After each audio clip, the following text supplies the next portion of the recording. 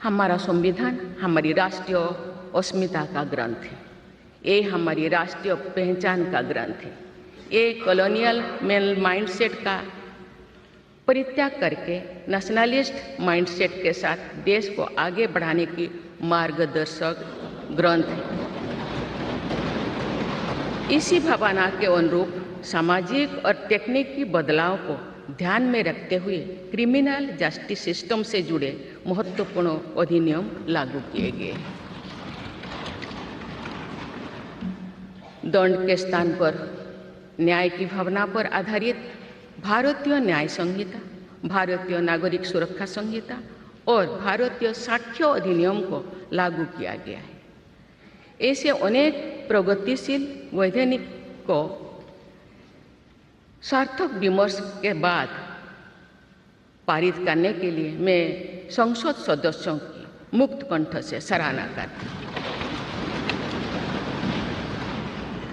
संविधान संशोधन के प्रावधानों के महत्व पर चर्चा करते हुए इस बात को रेखांकित किया गया था कि संविधान में ही ऐसी व्यवस्था होनी चाहिए जिसके बल पर भावी पीढ़ियां आवश्यक अनुसार समयानुकूल संशोधन कर सकें।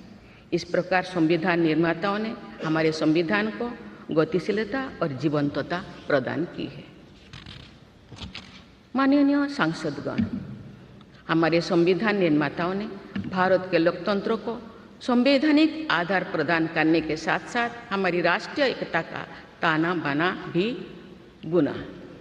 संविधान निर्माण में अग्रणी भूमिका निभाने के साथ साथ सरदार पटेल ने अनेक रियासतों के विलय का महान कार्य करके भारत की एकता को नया स्वरूप दिया। इस वर्ष सरदार पटेल की 150वीं जयंती देशवासियों ने मनाई। उनकी 150वीं जयंती के उपलक्ष्य में पिछले वर्ष से आगामी वर्ष तक चलने वाले कार्यक्रम के माध्यम से देशवासी राष्ट्रीय एकता तथा गौरव की आदर्श से जुड़ेंगे। हमारी संसद हमारे राष्ट्र का प्रतिबिंब है। लौह पुरुष सरदार वल्लभ भाई पटेल के आदर्शों को प्रसारित करने तथा कार्यरूप देने में आप सबका योगदान महत्वपूर्ण है।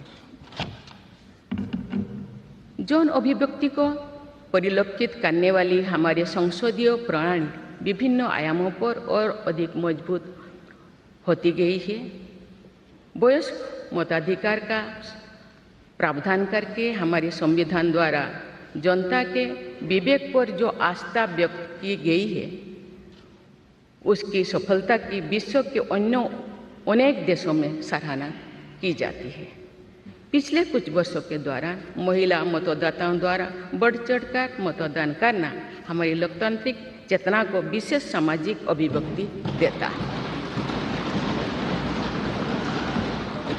महिला, युवा, गरीब, किसान, अनुसूचित जाति और जनजाति समुदाय के हमारे देशवासी, मिडिल क्लास तथा न्यू मिडिल क्लास के लोग हमारी लोकतांत्रिक प्रणाली को पंचायत से संसद तक मजबूती से दे रहे हैं। हमारी समावेशी लोकतंत्र में जन जन की भागीदारी को प्रोत्साहित किया जा रहा है। धरती आबा भगवान बिरसा मुंडा की जयंती के दिन जनजातीय गौरव दिवस मनाने की परंपरा शुरू की गई है और उसे बहुआयामी विस्तार दिया जा रहा है। भगवान बिरसा मुंडा की 150वीं जयंती से जुड़े समारोह देश भर में वर्षों पर्यंत आयोजित हुई। विरासत और विकास को जोड़ने वाली जनजातीय परंपराओं का संरक्षण और संवर्धन किया जा रहा है। संवैधानिक आदर्शों में निहित सर्वसमावेशी दृष्टि हमारी शासन व्यवस्था को दिशा प्रदान करती है। हमारे संविधान में निहित नीति निर्देशक तत्व हमारी शासन व्यवस्था के लिए मार्गदर्शन प्रदान करते हैं। संविधान सभा के अध्यक्ष डॉक्टर राजेंद्र प्रसाद ने कहा था कि जो स्वाधीनता हमने प्राप्त की है उसकी रक्षा करना और उसको बनाए रखना तथा जनसाधारण के लिए उसको उपयोगी बनाना उन पर निर्भर करता है जो इस संविधान का क्रियान्वयन करेंगे। ये प्रसन्नता का बात है कि हमारी संसद ने डॉक्टर राजेंद्र प्रसाद जी के अपेक्षा के अनुरूप राष्ट्रहित में कार्य किया है तथा जन सामान्यों के जीवन को बेहतर बनाने के लिए निरंतर प्रयास किए। अंत्योदय की इसी दृष्टि के साथ आधुनिक विकास का समन्वय करके भारत विश्व समुदाय के समूह विकास का एक नया मॉडल प्रस्तुत कर रहा है।